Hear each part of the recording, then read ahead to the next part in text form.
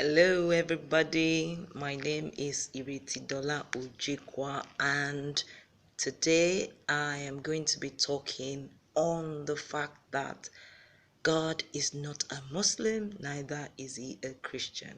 I am a Christian by what people will call me. You know, that was not necessarily what Jesus called us in the beginning, but yeah, followers of Christ now are known as Christians. And I am one person that used to think that the heart cry of God was just to make everyone a Christian, every single person on earth. And that if you're not a Christian, take it. You're on God's bad book. You're in God's bad books. You may be thinking, well, why will you think like that? I am not alone. Practically every Christian you see thinks like that. Probably they still do. But what made me to change my mind? What made me to even at least start considering that maybe there are other people that God reckons with apart from us? Is the fact that I looked at the illustrations that Jesus used. First, he said to those who will follow him, he said, "Ye are the salt of the earth." And I ask myself, salt. Is it possible for anybody to ask for salt as a plate of food? Have you ever considered asking someone to serve you a plate of salt as your meal, breakfast, lunch, or dinner? And I say, so if we're called the salt as Christians, as followers of Christ, then it means we're not the whole meal. Again, he used another thing to call us. He said, "Ye are the light of the world." Now, the light. Right now, I'm sitting down. Am I sitting on the light? In this house that I am, my iPad is on something.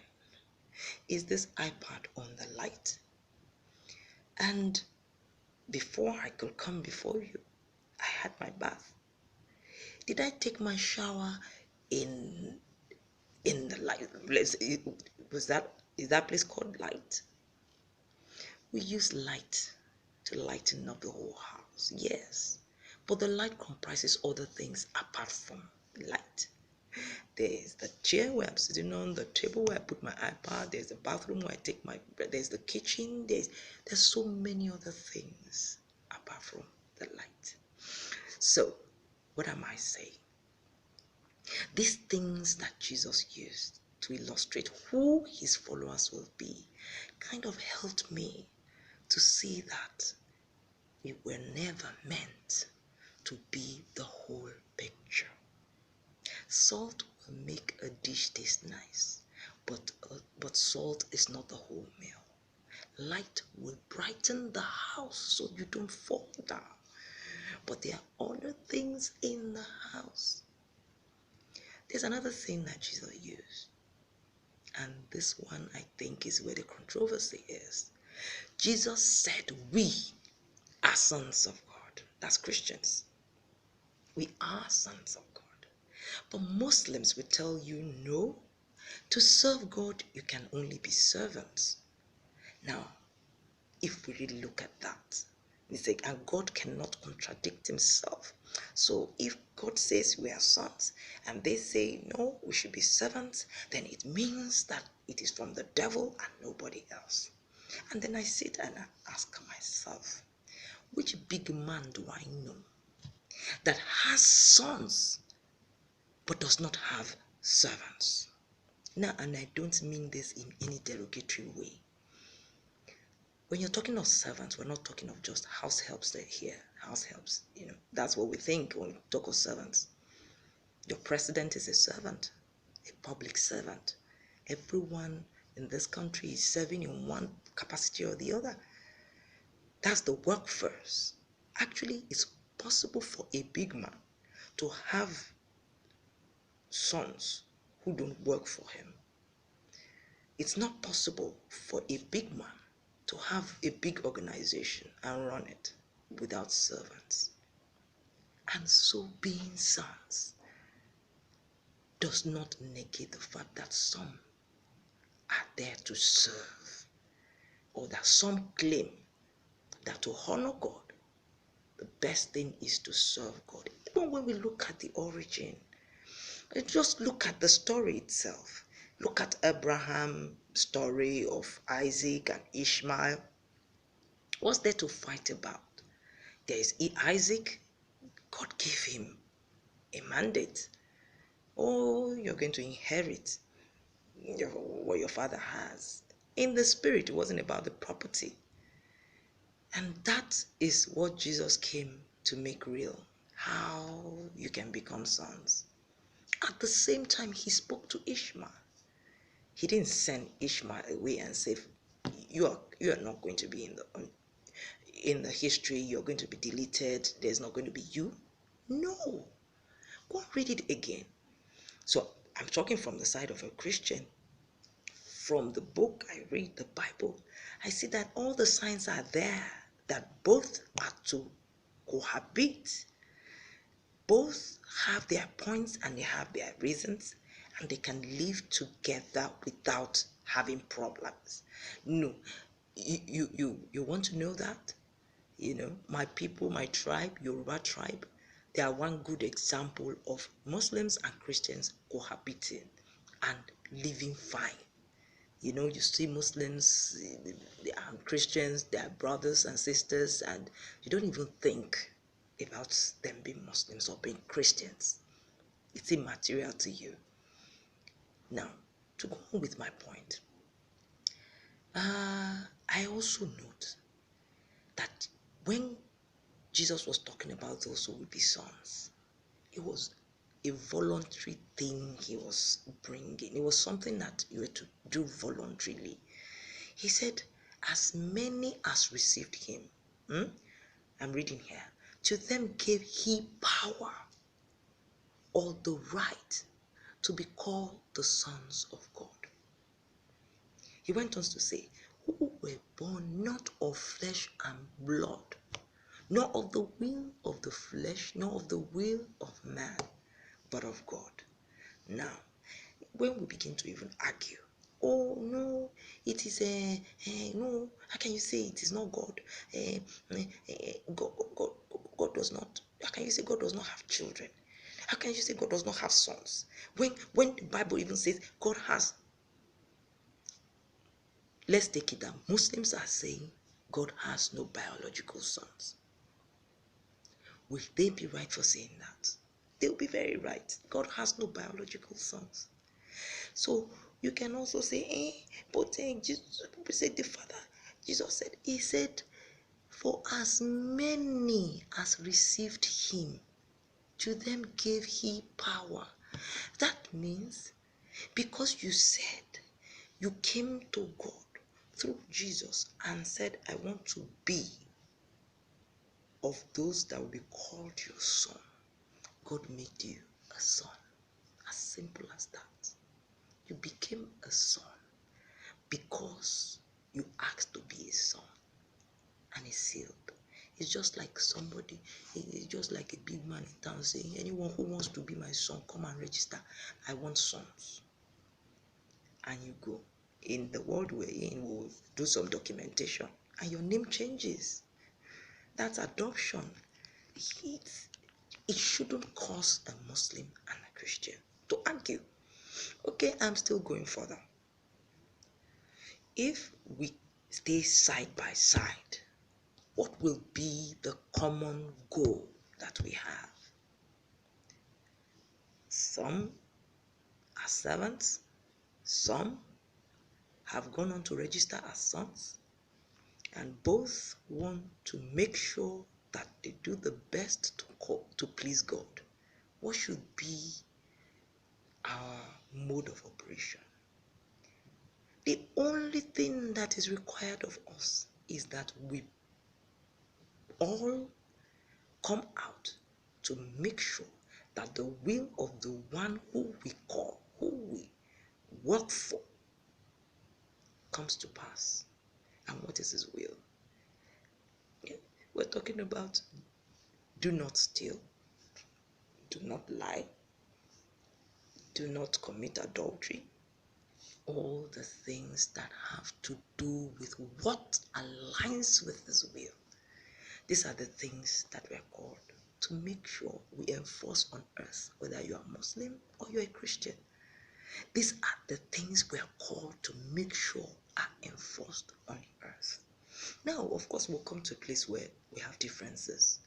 We have differences in terms of like what Muslims agree is true about divorce, what they agree to be true about marriage.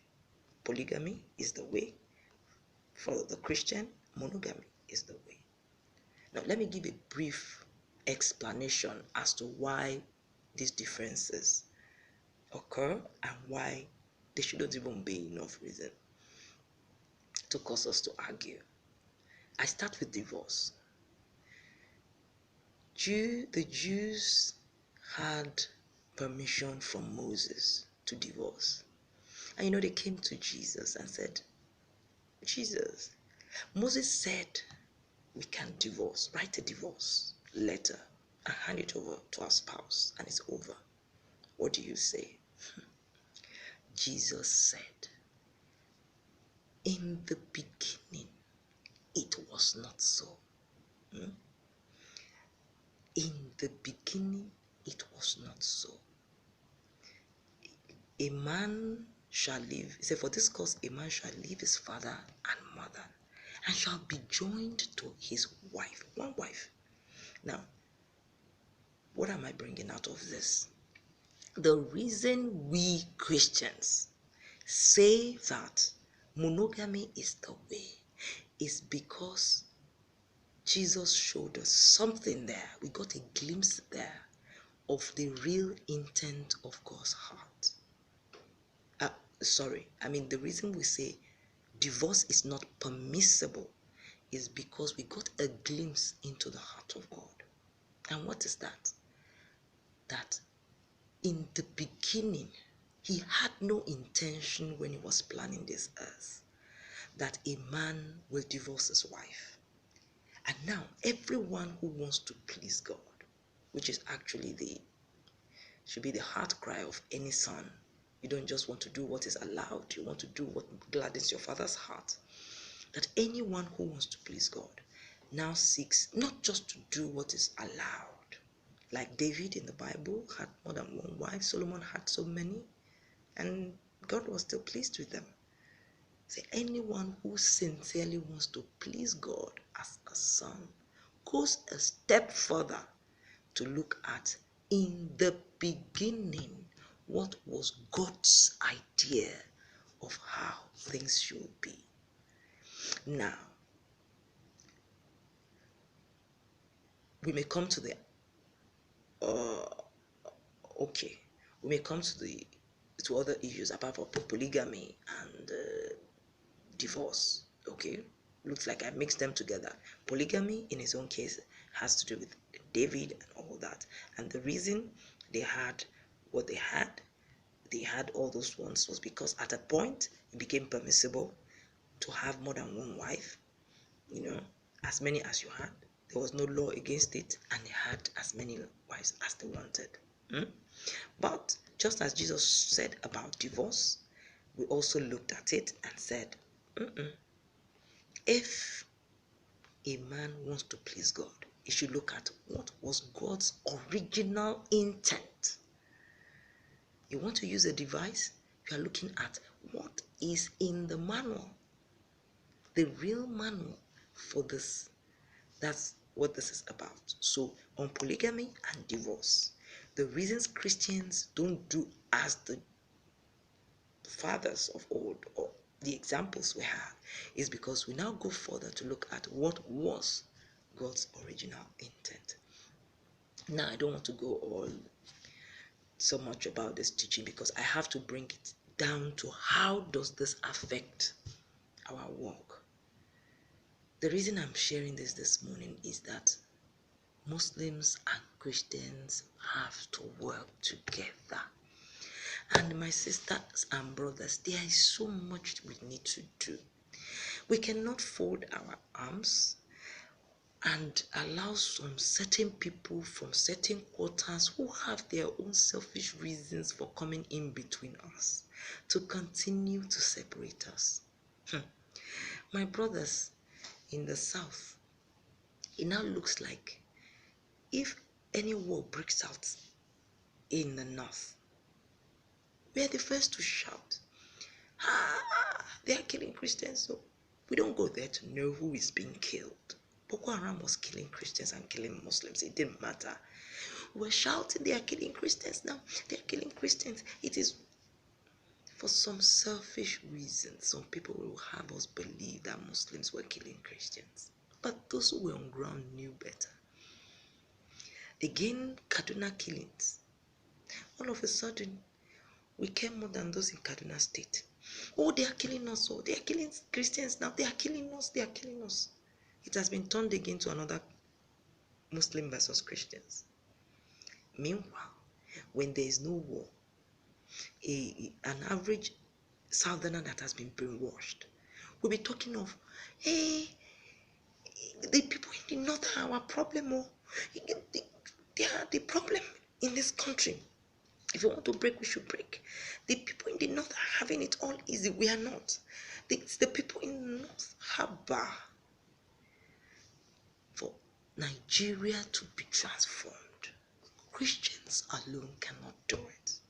Muslims alone cannot do it. At this point, God is asking, who is on the Lord's side? Just come up plain. Let's come and salvage the country. If you want to, let's come into agric. Let's come into politics. Let's go into any sphere at all. Who is on the Lord's side? If you are on the Lord's side, come out and let's do this. Drop all these things you are talking from inside your room or from your office about, so what are we going to do about the Kaduna killings? So what are you going to do about Kaduna killings? Let me know. You sit down there and you are hating. That's the way to solve the problem. So I'm asking you, from the bottom of my heart, I beg you, let's come out and solve the problems of Nigeria together. Who is on the Lord's side? Religion will not take us anywhere. Your religious divide may be what is destroying the godliness that is in you. If it is causing you to hate, if it is causing you to dislike another, then it is killing the real thing that God has deposited in you, which is love. You and I must join hands together. God is not a Muslim, neither is he a Christian. And if you want to serve God, you will have to step out of behind the walls of both and come to the center, taking no sides, and let's do this work together. Nigeria will survive this, definitely, but it is when you and I decide to do the right thing. Thank you so much.